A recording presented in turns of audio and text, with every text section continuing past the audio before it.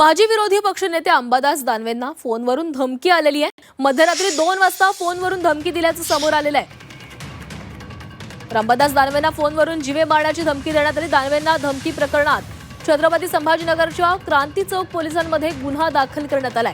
3 दिवसांपासून सातत्याने फोनवरून धमकी दिली जाते असं देखील सांगितलं गेलंय।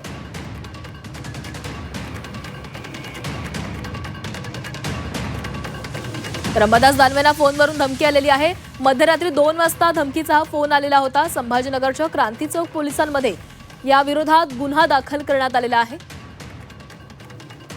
आणि या संदर्भात अधिक बोलणार आहोत। आमचे प्रतिनिधी विशाल करवळे आपल्या सोबत आहेत। तर विशाल, अंबादास दानवेंना जीवे मारण्याची धमकी आलेली आहे। गेल्या 3 दिवसांपासून सातत्याने फोन येतात असंही समोर आलेलं आहे।